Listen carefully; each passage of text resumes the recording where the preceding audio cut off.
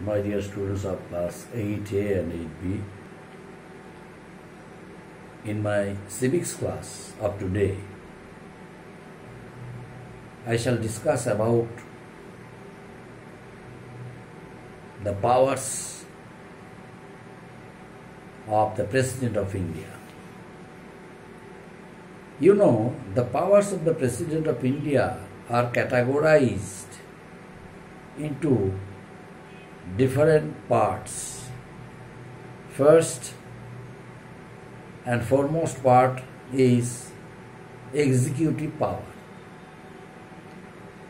I am going to discuss today two powers of the President, the executive powers and the military powers. The executive powers and the military powers. The President, you know, the President of India, as I mentioned earlier, is the constitutional head of the country. And who is the real head of the country? The Prime Minister. The President appoints the Prime Ministers, the Council of Ministers, officials, dignitaries, judges of the Supreme Court, judge of Supreme Court, judges of the High Courts, chairman of different commissions. So these are the most important executive powers of the President of India. The President, while appointing the Prime Minister, sometimes plays an important role. How and why? Sometimes some political parties fail to gain complete majority or two-thirds majority, and so they also fail to form a government in the center. Under such circumstances, the role of the President is very important. The President discusses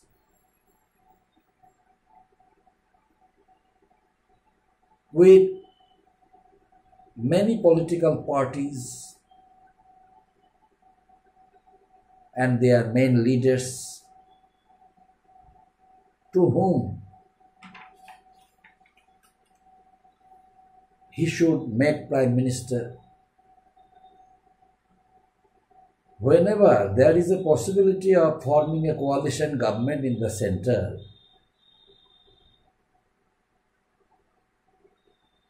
the role of the President of India proves to be very important. Right this moment, he chooses correct person who may shoulder responsibility as the Prime Minister of India. So a person may become the Prime Minister of India in consultation by the President, in consultation with many political parties, especially those political parties who make a coalition government in the center. And whenever the coalition government fails to gain faith of the House of Parliament, the President, the Prime Minister suggests to break the Lok Sabha, according to which the President advises the Prime Minister to resign. And whenever Prime Minister resigns, the whole ministry is supposed to resign. So these are the most important works of the President of India. The President of India, has many executive powers. As I mentioned earlier, he appoints the Prime Minister of India, and on the advice of the Prime Minister, he appoints the Council of Ministers also. The Prime Ministers and the Council of Ministers submit their resignation to whom? To the President. The condition when people cannot rely on them and their government, sometimes they are bound to resign. And in that case, the President advises them to resign. The President appoints and removes the dignitaries and officials like the, Attorney General, Comptroller and Auditor General, judges of the High Courts, Judge of the Supreme Court, State Governors, Ambassadors, and High Commissioners. These are the dignitaries, these are the officials appointed by the President of India.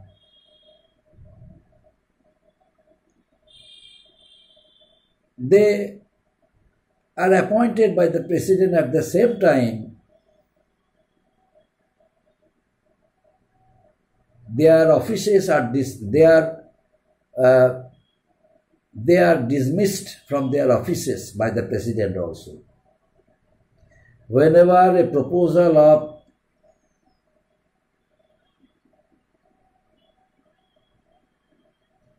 impeachment is brought against their names, the President advises them to resign. Before resigning their offices, they are given chances to prove whether the allegations brought against their name right or wrong. If they are able to prove it to be correct, then they would continue their work in their offices.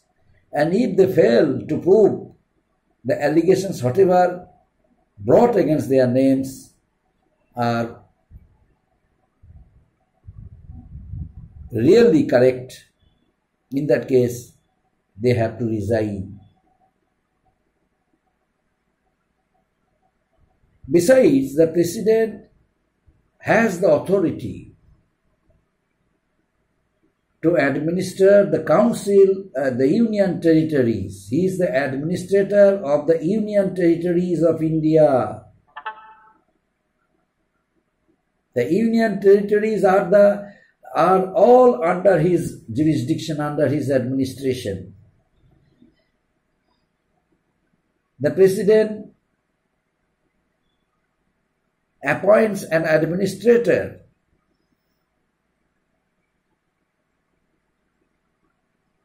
in order to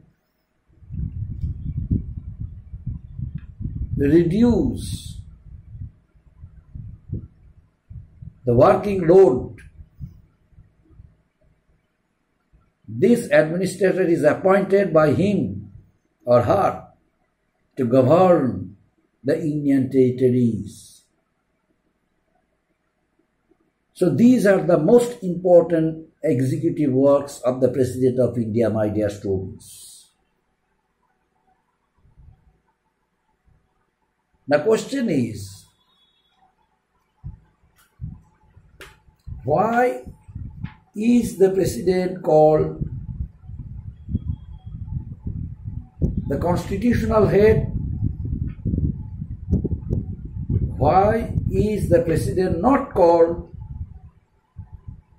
the administrative head or real head? I think you will better understand the answer of these questions and you will be able to write the answer. Because this type of questions may come and you have to write answer correctly. I do believe you will be able to write correctly because you have better knowledge of it. I know you very well. Why is the Prime Minister, why is the President known as the, constitutional head? Why he is not called the administrative head or real head? I think you will better explain. Anyway, but if you have any confusion, any problem regarding any point of discussion, you may contact me. I shall try to help you. The next point, my dear students, military powers.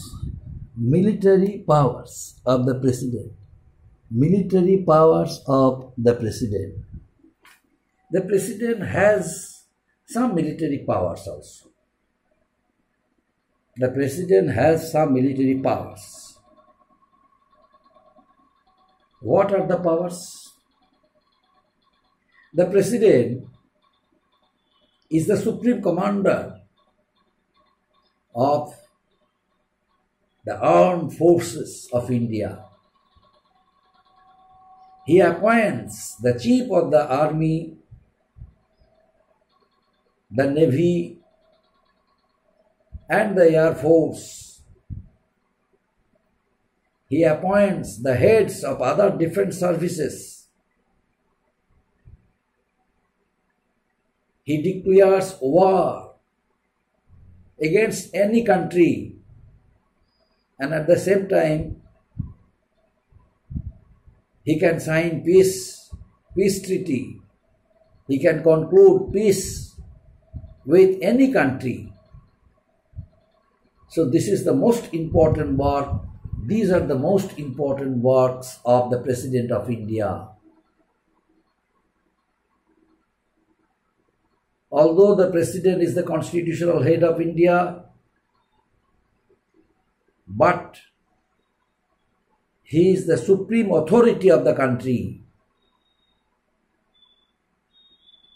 He can declare war, at the same time he can establish peace and peaceful coexistence with other countries by means of good policies.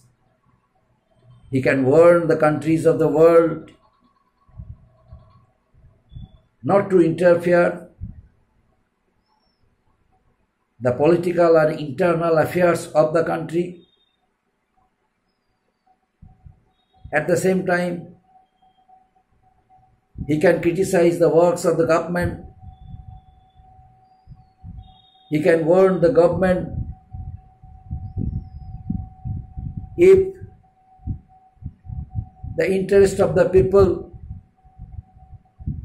are not protected, if the fundamental rights of the citizens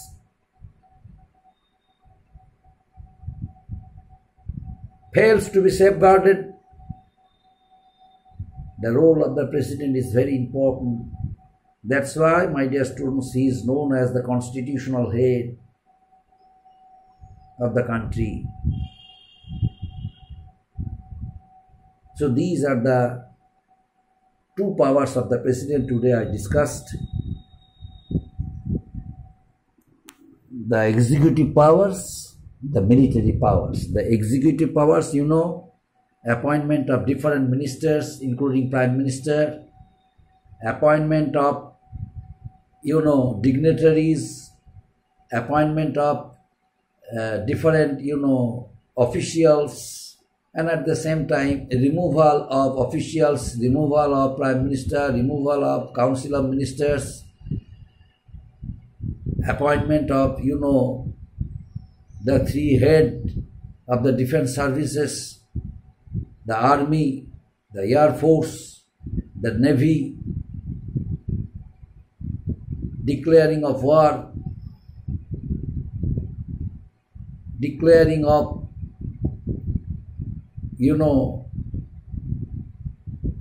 peace. So these are the most important duties and responsibilities of the President of India. He or she shoulders. Up to this, my dear students, thank you.